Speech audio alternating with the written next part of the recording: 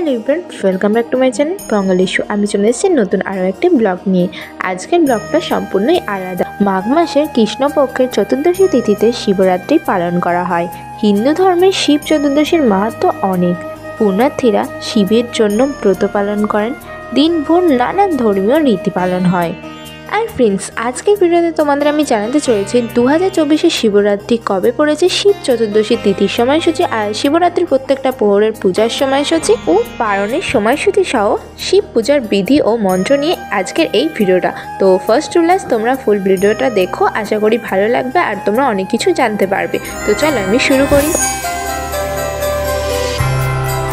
সাধারণত ফেব্রুয়ারি বা মার্চ মাসে শিবরাত্রির তিথি পড়ে, আর এই বছর 8ই মার্চ শুক্রবার পড়েছে শিবরাত্রির তিথি। এইবার আমি তোমাদের বলবো শিব চতুর্দশী 2024-এর সময়সূচি। 8ই মার্চ রাত 7:58 থেকে 9ই মার্চ সন্ধ্যা 5:41 পর্যন্ত পূজা করা যাবে। এইবার তোমরা জেনে নাও প্রত্যেকটা প্রহরের সময়। প্রথম প্রহরের পুজো শুরু হচ্ছে 8ই মার্চ সন্ধ্যা 6:25 থেকে রাত্রি 9:24 পর্যন্ত। দ্বিতীয় প্রহরের পুজো শুরু হচ্ছে 8ই মার্চ রাত্রি 9:28 থেকে রাত্রি 12:31 পর্যন্ত। তৃতীয় প্রহরের পুজো শুরু হচ্ছে 9ই মার্চ 12:31 থেকে 3:34 পর্যন্ত, এবং চতুর্থ প্রহর শুরু হচ্ছে 9ই মার্চ ভোর 3:34 থেকে সকাল 6:37 পর্যন্ত।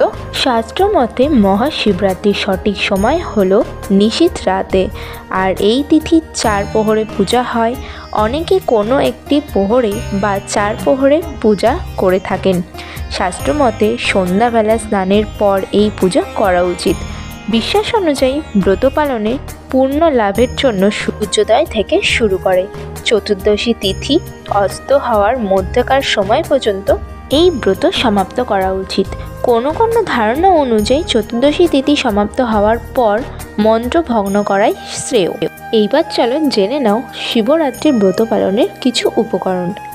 সবার প্রথম উপকরণ গঙ্গার জল, দুধ, ঘি, মধু এবং চিনির মিশ্রণের সাথে ডাবের জল। এইবার তোমরা জেনে নাও শিবরাত্রির ব্রত পালনের নিয়ম। ব্রত পালনের আগের দিন সংযম করতে হয়। সেই দিন সিদ্ধ চালের ভাত বা আমিষ খেতে নেই।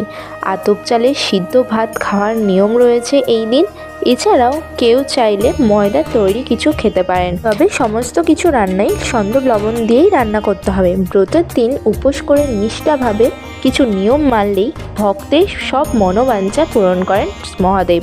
যজ্ঞের মধ্যে শ্রেষ্ঠ যেমন অশ্বমেধ যজ্ঞ, তেমনি ব্রতের মধ্যে শ্রেষ্ঠ ব্রত হলো শিব চতুর্দশী ব্রত। তাই এই শিবরাত্রি ব্রত পালন করলে ধর্ম, অর্থ, কাম, মোক্ষ এই চতুর্বিধ ফল লাভ করা হয়। তাই এই ব্রত পালন করুন। এইবার তোমরা জেনে নাও শিবের পছন্দের কিছু ফুল। বেলপাতা, ধুতুরা, আকন্দ, অপরাজিতা, কলকে প্রভৃতি ফুল শিবের খুব প্রিয় বলে জানা যায়। তবে মহাদেব বেলপাতাতেই সব থেকে বেশি তুষ্ট হন। তাই অবশ্যই শিবরাত্রির দিন বেলপাতা শিব ঠাকুরের কাছে অর্পণ করবেন। কিন্তু মনে রাখবেন বেলপাতা যেন ফাটা ফুটো না থাকে, পরিষ্কার স্বচ্ছ মসৃণ বেলপাতা চাই। আর ফ্রেন্ডস, এই শিবরাত্রির ব্রতটা সকল বিবাহিত অবিবাহিত মহিলারা করতে পারেন, পুরুষরা চাইলেও করতে পারেন এই ব্রত।